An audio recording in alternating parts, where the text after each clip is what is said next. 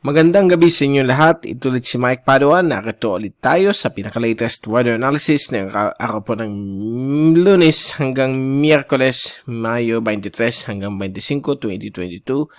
At ito po ang ating Tagalog version. Pinaglilingkod sa inyo ng Typhoon 2000. Umpisa natin ang update na yung gabi ng Lunes. Ito ang latest GraphSat. For the next 24 hours po ito hanggang bukas Martes. Medyo nandiyan na po ang hanging habagat. Nakaka-apekto po sa may dagat Pilipinas, sa may West Philippine Sea to be exact.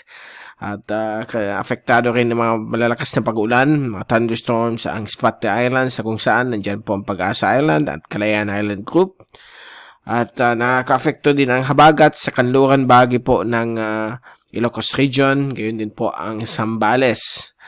At lalong-lalo na po pagdating ng pagpatak ng hapon o gabi, inaasahan pong malalakas na thunderstorms sa iba't ibang bahagi po ng Luzon, particularly sa may northern o hilagang Luzon. Kasama din po dyan ang Batanes, Group of Islands. Meron pa ditong frontal system na hindi kumikilos. Ito po yung tinatawag nating Mayo Front. At ito po ang dahilan kung bakit nagkakaroon ng inflow ng habagat dito po sa may dagat Pilipinas, sa may West Philippine Sea, at dito sa may area po ng Western Luzon. Samantala, sa Palawan at Sulu Archipelago, na kung saan nandun dyan po Manpulu, Cuyo Island, ay nanatili po ang tinatawag nating mahinang habagat. Ito po yung southwesterly surface wind flow. At magbibigay rin po dyan ng mga malalakas na thunderstorms, lalo sa hapon o gabi. Ang ibang bahagi po ng ating kapuluan ay magiging katamtaman po ang lagay ng panahon. Subalit sa hapon gabi, may mga inaasahan pa rin mga isolated rain showers and thunderstorms na panandalian lamang. So, mag-ingat po tayo sa mga posibleng malalakas na kidlat at mga mabibigat na ulan na posibleng magkaroon ng risk of flooding at landslides sa mga areas po ninyo. Okay, sa labas ng ating bansa, clear pa rin po. Wala po tayong natatanawan na panibagong bagyo or low pressure area na posibleng mamumuo sa loob ng 5 hanggang 10 araw. So, all clear po except po itong tinatawag nating Intertropical Convergence Zone sa may Micronesia at Marshall Islands. So, yan po ating GraphSat. Tingnan natin yung fast animation. So, nakikita po natin itong mga makakapal na mga kaulapan na may mga thunderstorms dito sa may dagat Pilipinas, sa may Spratly Islands, dito rin po sa may kanluran bahagi po ng Luzon at Palawan. So, yan po ang simula na po ng ating habagat.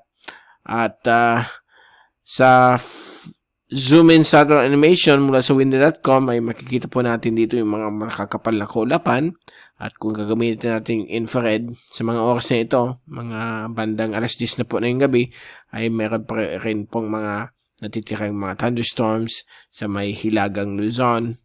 At kung tingnan natin yung forecast sa ulan sa loob ng 3 araw galing po sa European model, courtesy of windy.com, inaasahan pa rin po mga thunderstorms hapon-hapon po sa malaking bahagi po ng ating bansa. So ito po ay bukas ng hapon. Miyerkules ng hapon ay nandyan pa rin po itong mga thunderstorms. Lagay natin dito. So yan. Lalo po sa may hilagang Luzon kasi nandyan po ang mga malalakas na convergence ng mga kaulapan. At hanggang Huwebes po ay walang pagbabago po ng mga potential na mga thunderstorms sa ating bansa. At sa kabubuan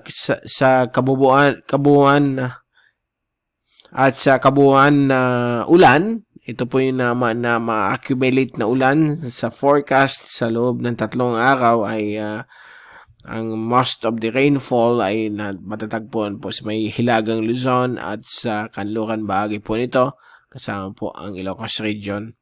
At dito rin po mga pailan-ilan na areas po ng Visayas, Mimaropa at Mindanao.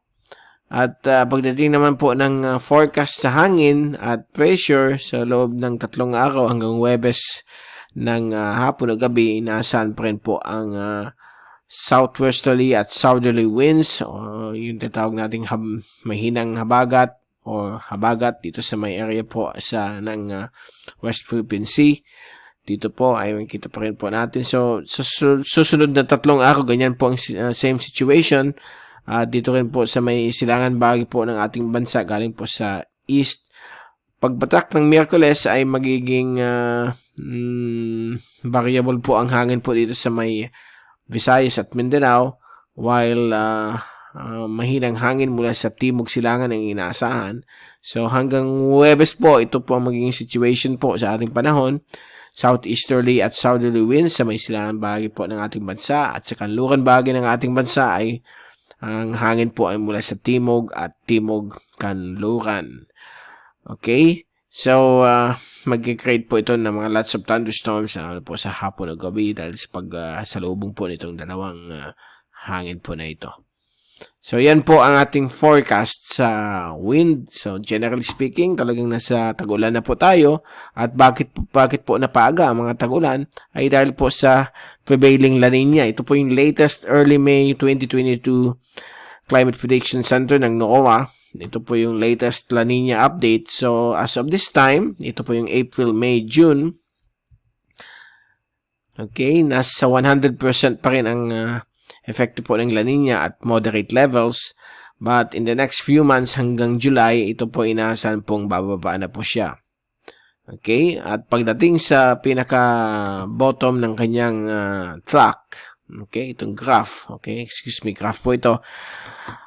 Sa bandang July, August, September, nasa 58% na lang po ang probability ng La Nina. So, most likely, nasa neutral level na po tayo.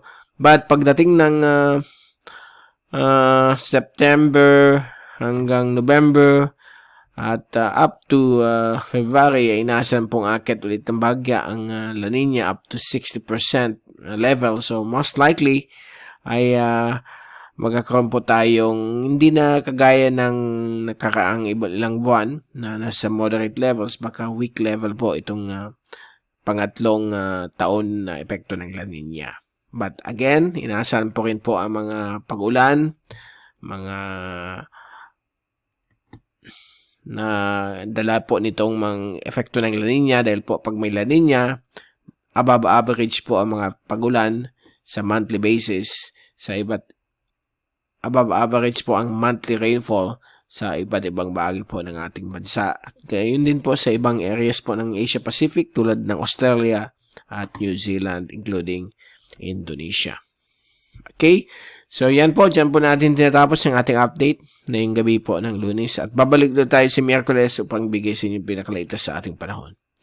Mula sa Typhoon 2000, ito si Mike Padua ang papaalam. Mag-ingat po tayong lahat. #WeatherWiser.